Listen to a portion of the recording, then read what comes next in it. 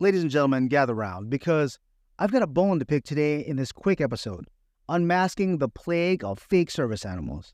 I'm your host, Howard Cam, and let me just say I'm annoyed and somewhat baffled by the trend of people flaunting their service animals everywhere they go, especially when it's as fake as a $3 bill.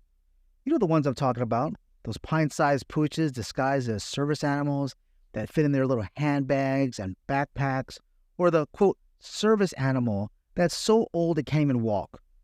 Let's cut the bullshit and get real.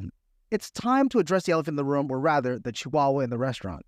So brace yourselves because today, we're diving deep into the murky world of fake service animals, the laws they're breaking, and the very real frustration of those who rely on genuine service animals. But before we sink our teeth into this issue, let's talk about the Americans with Disabilities Act, or the ADA, which has been a pivotal piece of legislation since 1990. Now, I'm not going to bore you with a legal dissertation, but here are 3 key paragraphs you should know.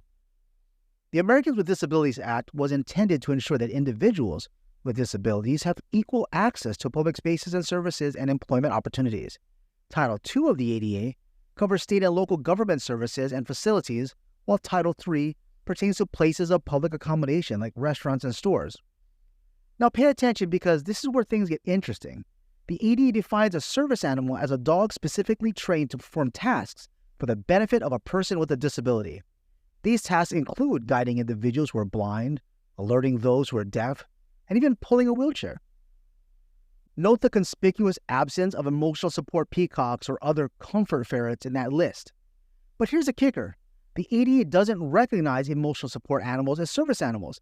They're covered under different laws like the Fair Housing Act or the Air Carrier Access Act, but they don't have the same rights as true service animals when it comes to public places. So, when Fluffy, your feisty feline, saunters into the grocery store, it's not because they're a service animal and you're likely breaking the law. Now, let's shift our focus back to those fake service animals, shall we? Imagine this scenario. You're sitting down for a nice meal at your favorite restaurant, eagerly awaiting that delectable dish you've been craving. The ambiance is perfect, the wine is poured, and then what do you see? A chihuahua wearing a vest that screams, "Service dog!" Really? That pint-sized dog is going to guide you to the table? I'm all for the companionship of our furry friends, but bringing your pet into a restaurant is, for a lack of a better term, a howling violation of health codes. Besides, it's about as genuine as a toupee in a windstorm. And let's not forget the potential hazards it poses.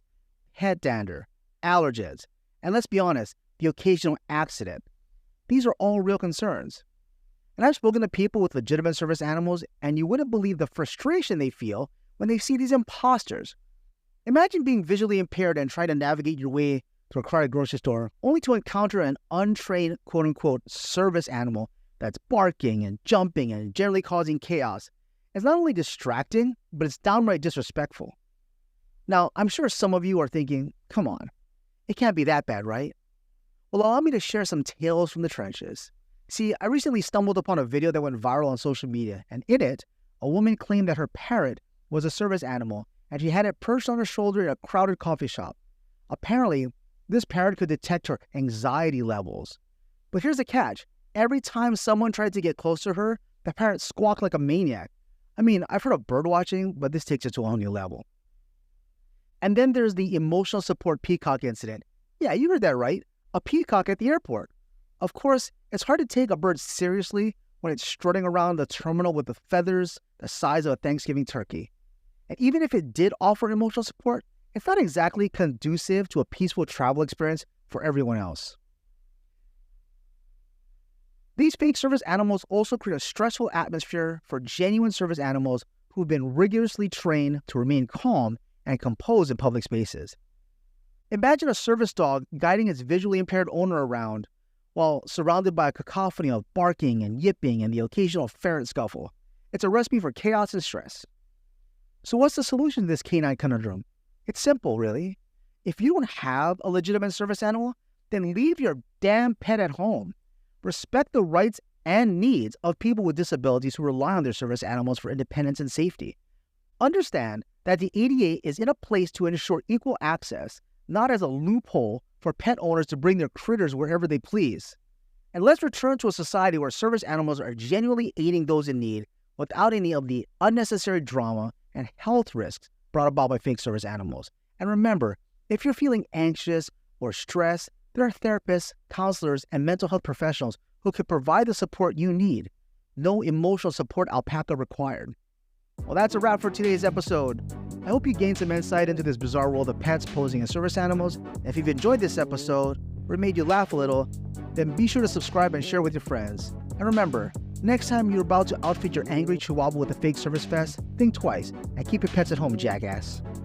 Until next time, this is your host signing off, hoping for a future where service animals are honored and fake service animals are but a distant memory.